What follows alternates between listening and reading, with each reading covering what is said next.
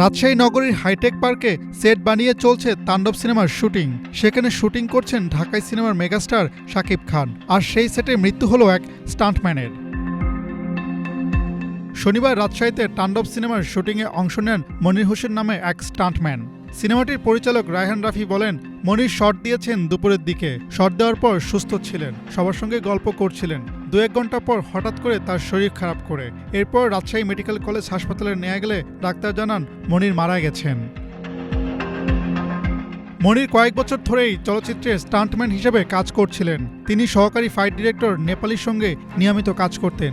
নেপালি জানান, সকাল থেকেই মনির একদম ঠিকঠাক ছিল।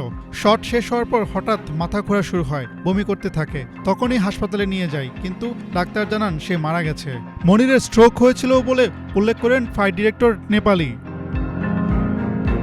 শুটিং সেটে হঠাৎ স্টান্টম্যানের মৃত্যুতে প্রশ্ন উঠেছে কিছু মহলে, কেননা স্টান্টম্যানরা জীবনের ঝুঁকি নিয়ে সিনেমার শুটিং করেন। নায়কের ডামি হিসেবে স্টান্টম্যানরা কখনো আগুনে ঝাঁপিয়ে পড়ে, আবার কখনো উঁচু বিল্ডিং থেকে লাফিয়ে পড়েন। তাই মনির হোসেনের মৃত্যু কি হার্ট অ্যাটাক নাকি দুর্ঘটনা, সেই প্রশ্ন থেকেই যায়। জানা যায়, মনির হোসেন মৃত্যুর সময় স্ত্রী ও 2 সন্তান রেখে গেছেন। তার স্ত্রী বর্তমানে সৌদি আরবে রয়েছেন। তবে মনিরের মৃত্যু নিয়ে তার পরিবার থেকে কোনো অভিযোগ পাওয়া যায়নি এখনো। রবিবার বাদ জোহর জানাজা শেষে জুরাইন কবরস্থানে তাকে দাফন করা হয়। তাণ্ডব সিনেমাটি মুক্তি পাওয়ার কথা রয়েছে আগামী কুরবানি ঈদে। এতে শাকিব খানের বিপরীতে বড় পর্দায় অভিষেক হতে যাচ্ছে ছোট পর্দার জনপ্রিয় অভিনেত্রী সাবিলা নূরের। সেই সিনেমার শুটিং সেটে স্টান্টম্যানের মৃত্যুতে শোকের ছায়া নেমে এসেছে পুরো ইউনিট জুড়ে।